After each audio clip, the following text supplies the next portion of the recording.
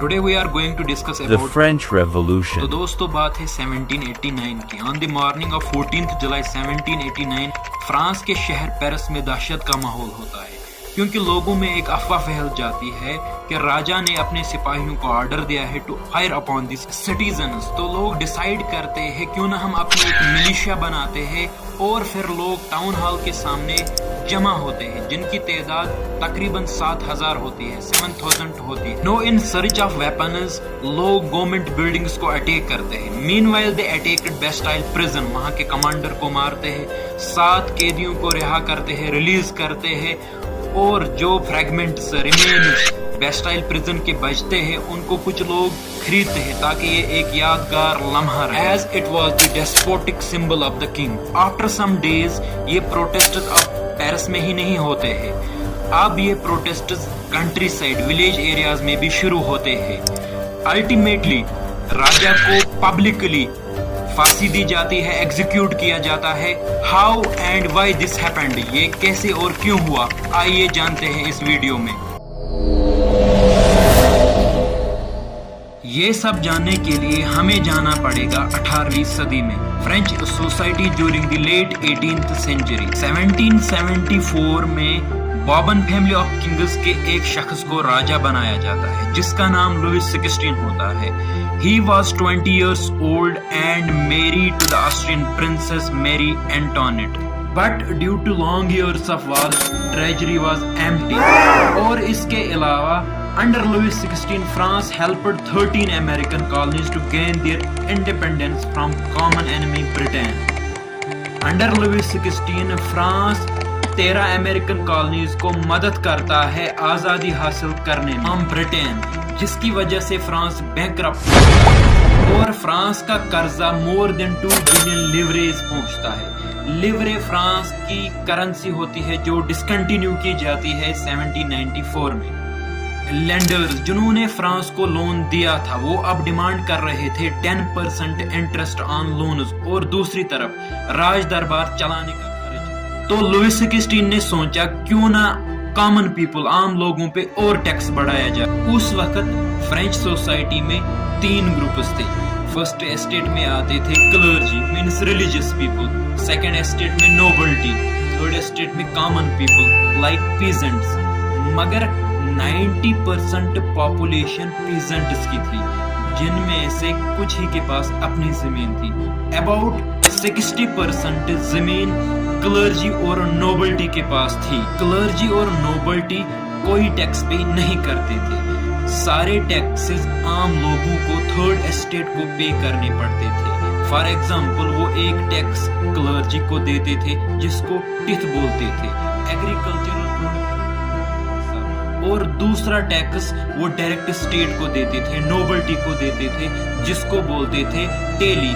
तो सारे के सारे टैक्सेस ऑलरेडी थर्ड एस्टेट पे करते थे। Know the struggle to survive. France की पॉपुलेशन थी 1715 में 23 मिलियन। अब 1789 में फ्रांस की पॉपुलेशन होती है 28 million. With the increase in population the demands for food grains also increased. Production of grains could not keep pace with the demand.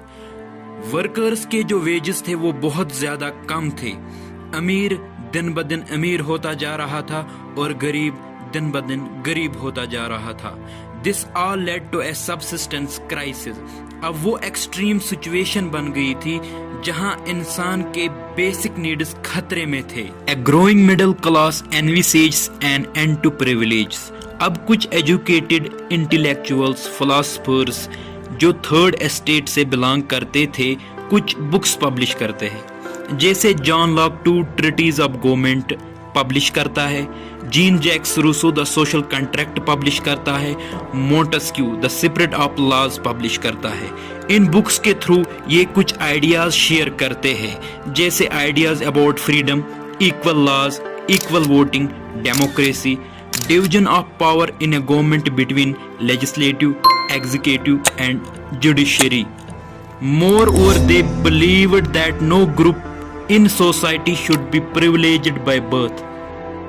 These ideas were discussed intensively in newspapers.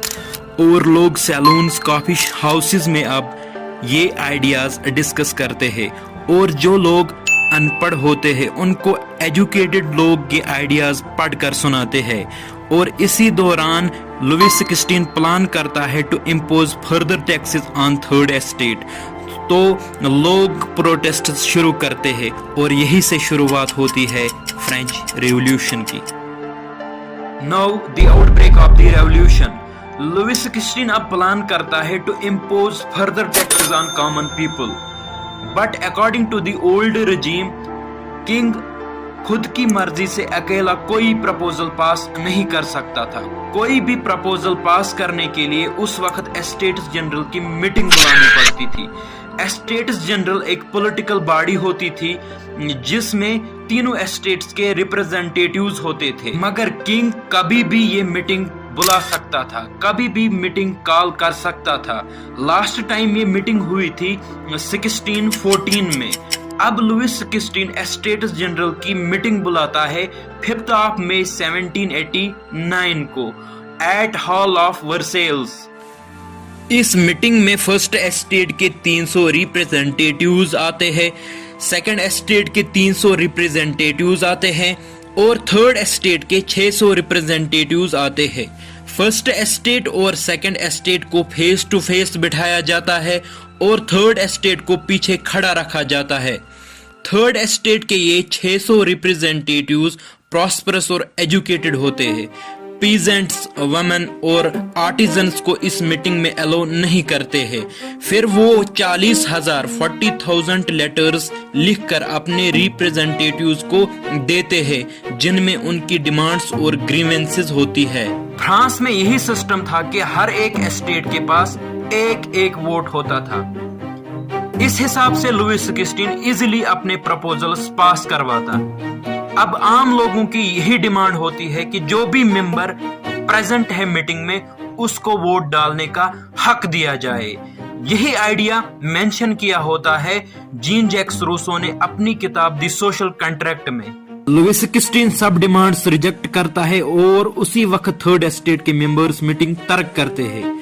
फिर 20 जून 1789 को लोग Indore tennis court of Versailles में जमा होते हैं और national assembly declare करते हैं। साथ ही कसम खाते हैं कि पहले कॉन्स्टिट्यूशन को कंप्लीटली ड्राफ्ट करेंगे, फिर इंदौर टेनिस कोर्ट से जाएंगे।